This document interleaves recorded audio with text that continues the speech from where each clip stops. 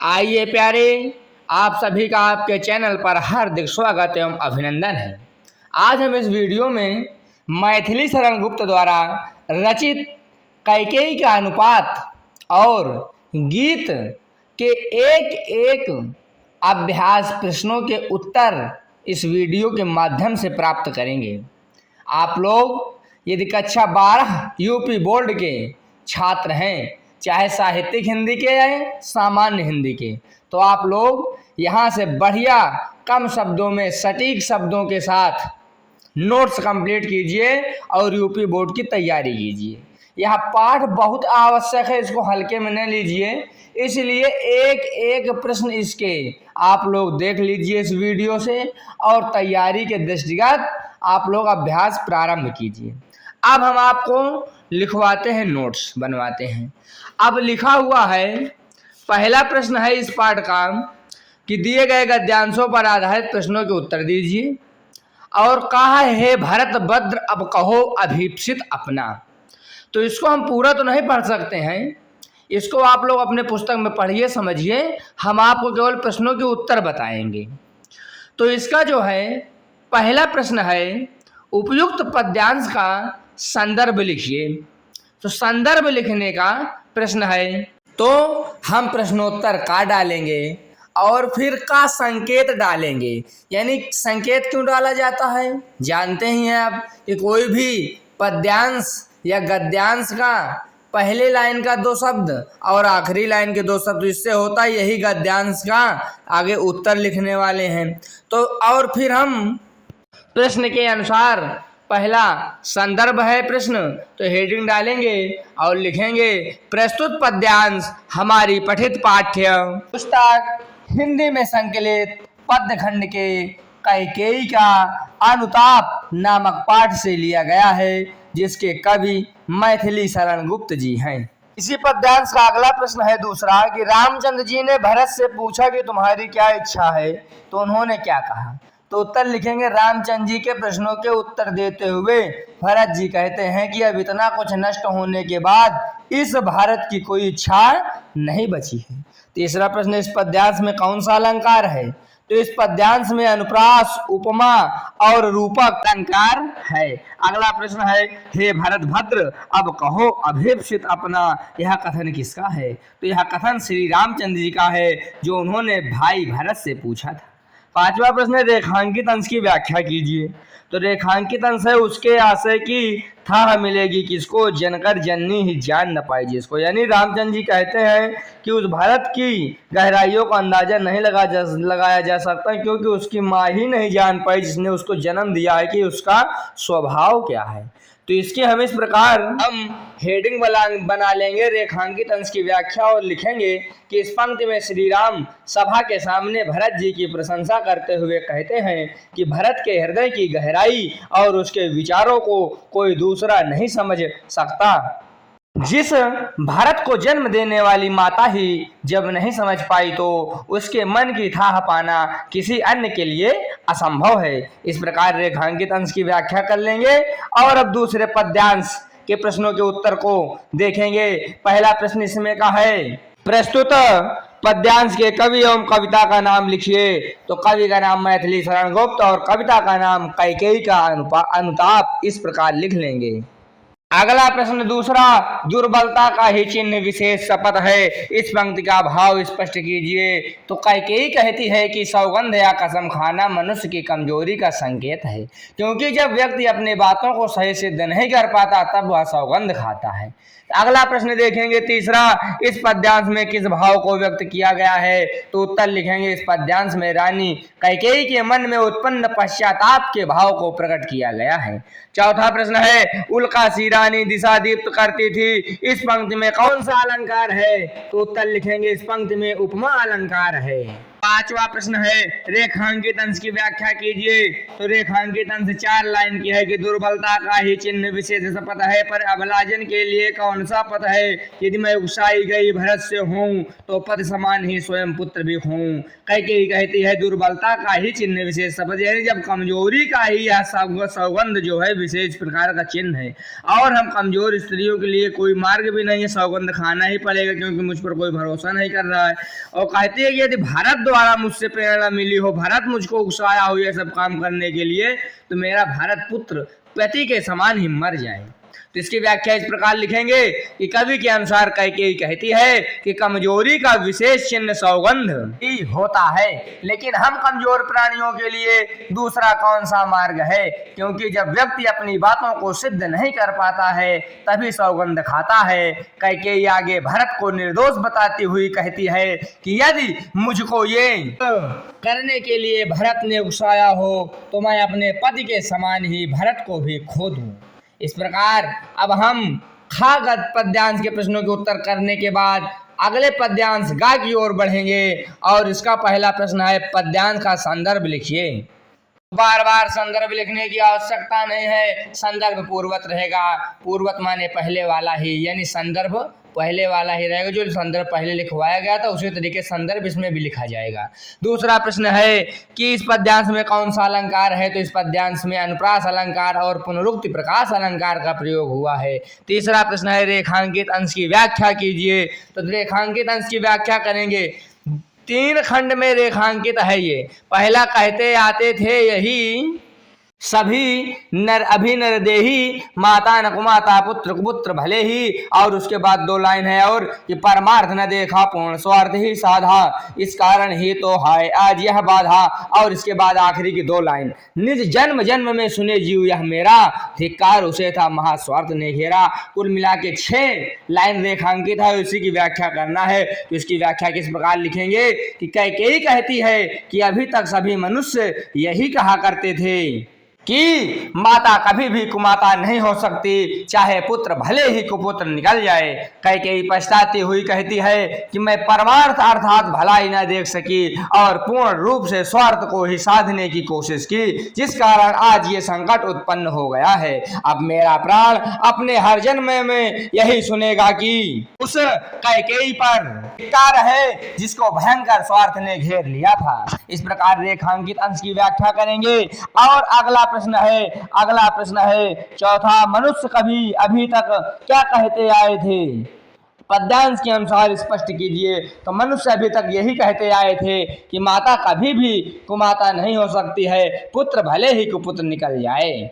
अगला प्रश्न 5वां, नरदेही तथा गात्र शब्द का अर्थ स्पष्ट कीजिए। तो नरदेही का अर्थ मानव शरीर से है और गात्र का अर्थ शरीर है। इस प्रकार प्रश्नोत्तर का उत्तर हम प्राप्त कर चुके हैं, और अब हम अगले पद्यांश की तरफ बढ़ेंगे। घा।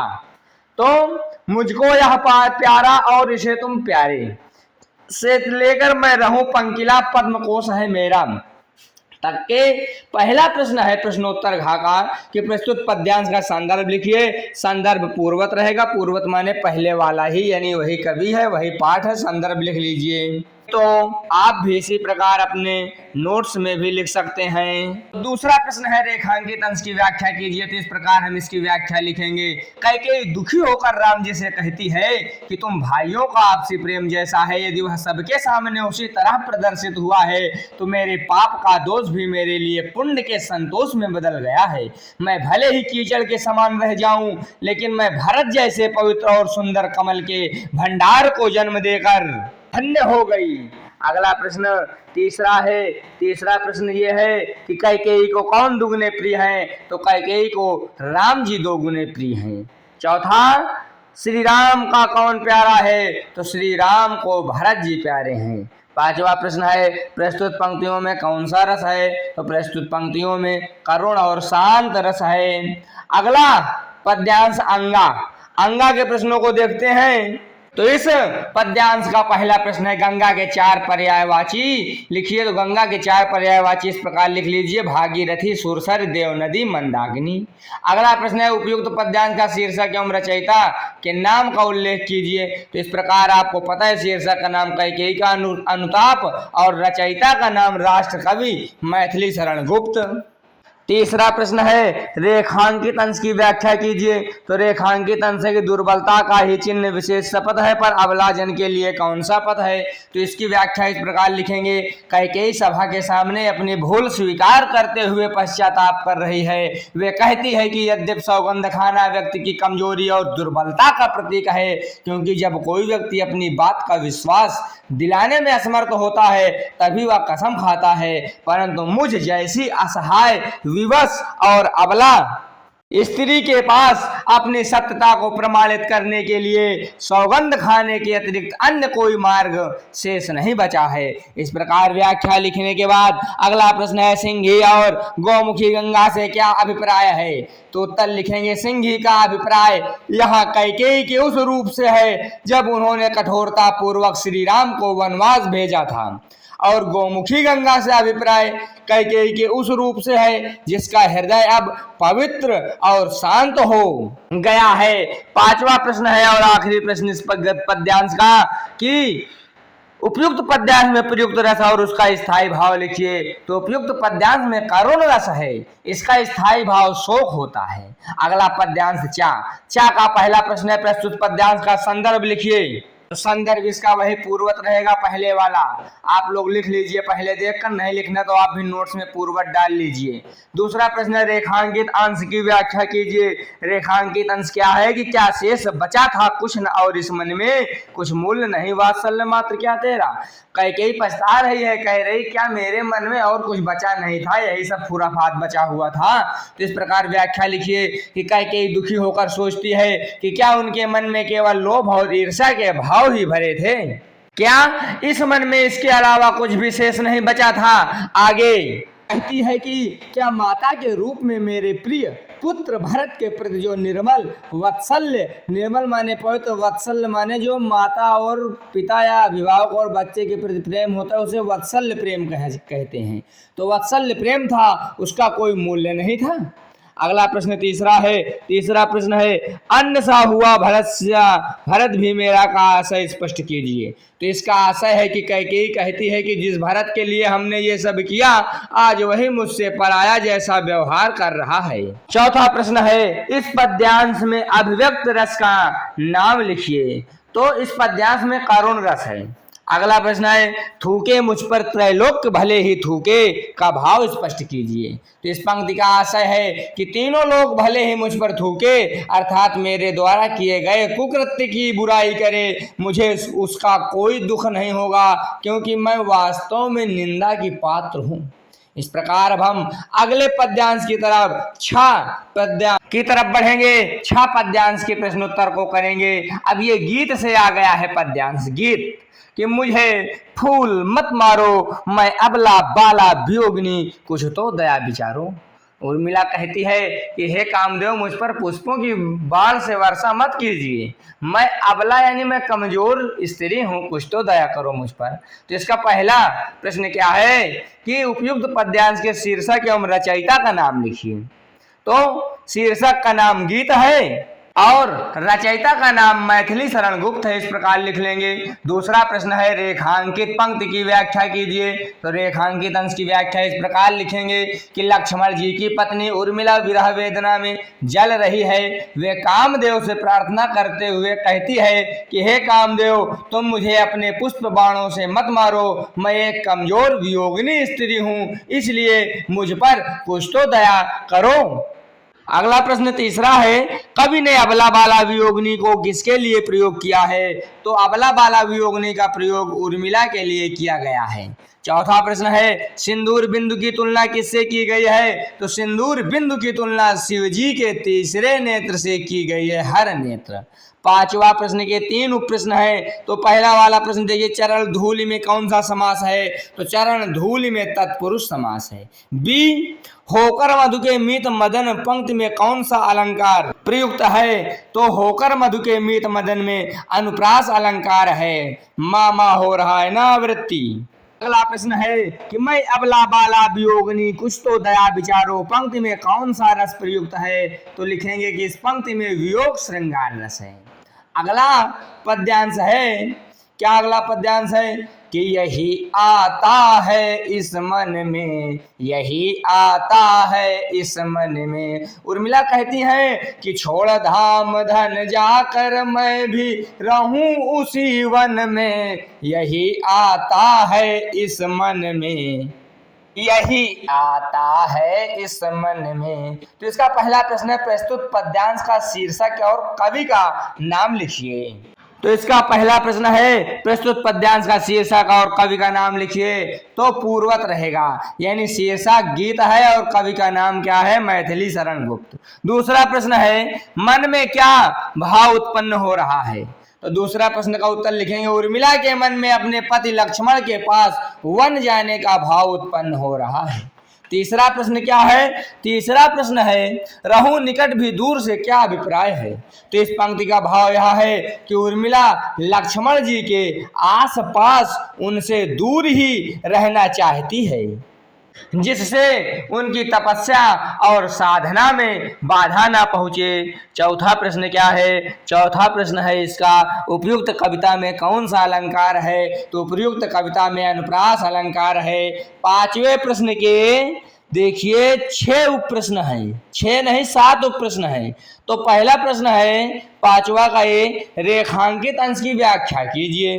तो रेखांकित जितने में उसकी व्याख्या लिखिए कि उर्मिला कहती है कि उनके मन में विचार आ रहा है कि वे वन चली जाएं, वहां भी विरह के दुख में उनके आंसू तो बहते ही रहेंगे, लेकिन उनको लक्ष्मण जी के आसपास होने एहसास मन ही मन प्रसन्न करता रहेगा। यानी कोई आड़ हो कि बगल में पड़ोसी है, बोलचाल हो चाहे ना हो, लेकिन प्रसन्नता रहती है। उसी प्रकार भाई निर्जन से कोई जन भला, उसी प्रकार कहने कि हमारा प्रिय यदि हमारे आसपास कहीं पता रहेगा कि ये यहाँ है तो खुशी तो रहेगी ही। बी, अगला प्रश्न है, उपयुक्त पद्यांश में कौन सा रस प्रयुक्त हुआ है? तो उपयुक्त पद्यांश में वियोग श्रृंगार रस प्रयुक्त हुआ है। अगला प्रश्न है, उपयुक्त पद्यांश का काव्य सौंदर्य लिखिए। तो भाषा इसमें साहित्यिक खड़ी बोली है, शैली गेय और प्रगात्मक है, गुण माधुर्य है, इस प्रकार लिख लेंगे। अगला प्रश्न है, वियोगिनी क्या छोड़ने की बात कह रही है? तो वियोगिनी राजमहल छोड़ने की बात कह रही है। अगला प्रश्न है, वियोगिनी कहाँ रहने की बात करती है? तो वियोगिनी वन में रहने की बात करती है। अगला प्रश्न इसके किसके व्रत में विघ्न न डालने की बात कह रही है? तो वियोगिनी अपने पति लक्ष्मण जी के व्रत में विघ्न न डालने की बात कह रही है। अगला और आखिरी प्रश्न, व्यथा रहे पर साथ साथ समाधान भरपूर का आशय स्पष्ट कीजिए। तो इसका आशय है कि उर्मिला को अपने पति से दूर रहने का कष्ट और विरह की व्यथा तो सहनी ही पड़ेगी, परंतु एक ही वन में रहने के कारण उन्हें संतुष्टि भी मिलेगी कि उनके प्रिय उनके पास है। अगला पद्यांश देखेंगे, निरख सखी एक खंजन आए फेरे उन मेरे रंजन ने नयन इधर मन भाए झा के प्रश्नों के उत्तर अब हम देखेंगे। और इस पूरे अभ्यास का आखिरी प्रश्न है, इसलिए आप लोग अब वीडियो को लाइक भी कर दीजिए, न किए हो तो कमेंट करिए, कोई प्रश्न हो तब भी कमेंट करिए, सब्सक्राइब अवश्य कर लीजिए, क्योंकि प्यारे इस वीडियो को बनाने में कम से कम 5 से 6 घंटे लगे हैं और जल्दी जल्दी भी आपको करवाया जा रहा है कि आपका समय भी बर्बाद ना हो। तो अब देखिए इसका पहला प्रश्न क्या है कि प्रस्तुत पद्यांश का शीर्षक और इसके रचयिता का नाम लिखिए। तो पूर्वत रहेगा, शीर्षक गीत है, रचयिता का नाम मैथिली शरण गुप्त है। दूसरा प्रश्न है, रेखांकित अंश की व्याख्या कीजिए। तो हम इस प्रकार व्याख्या लिखेंगे कि वियोगिनी उर्मिला अपने सखी से कहती है कि सखी ये देखो, शीत ऋतु के प्रारंभ में अब खंजन पक्षी आ गए हैं, इनका आना मुझको ऐसा लगता है जैसे मेरे प्रिय लक्ष्मण जी ने इधर ही अपने नेत्र मोड़े हों, जो मन को मोहित कर रहे हैं। ये मनमोहक वातावरण देखकर ऐसा लग रहा है जैसे उनके शरीर की आभा प्रकाशित हो रही है, जो मन रूपी तालाब को प्रसन्न करने वाली है। तीसरा प्रश्न है, सखी को खंजन दिखाने का तात्पर्य क्या है? तो सखी को खंजन दिखाने का तात्पर्य यह है कि अब शरद ऋतु का आगमन हो चुका है, यानी जब शरद ऋतु का, शीत ऋतु का आगमन होने वाला होता है या हो चुका होता है, तभी खंजन ऋतु आते हैं और इसी में कामदेव अधिक मारक हो जाते हैं और वियोगिनी उर्मिला को परेशान करने लगते हैं। इस कारण उर्मिला को अपने प्रियतम श्री लक्ष्मण जी की याद आने लगती है। तो इस प्रकार जितना लिखा है उतना ही हम लिखेंगे। अगला प्रश्न चौथा है। चौथा प्रश्न, इस काव्यांश में किस ऋतु का वर्णन है? तो इस काव्यांश में शरद ऋतु का वर्णन है। पांचवा और आखिरी प्रश्न, नयन और कमल शब्द का एक एक पर्यायवाची लिखिए। तो नयन का एक पर्यायवाची नेत्र, कमल का एक पर्यायवाची नीरज होता है। इस प्रकार पद्यांश आधारित प्रश्नों के सभी उत्तर आपके समक्ष प्रस्तुत हो गए हैं। आप लोग ज्ञानवर्धन के लिए या आवश्यकता अनुसार भाषा के रंग के प्रश्नों के उत्तर देख लीजिए, हम डाले दे रहे हैं। कुछ समझ में ना आए तो कमेंट करिएगा, हम आपको जरूर रिप्लाई देंगे। आप सभी का बहुत बहुत धन्यवाद। विश्वासम फलदायकम।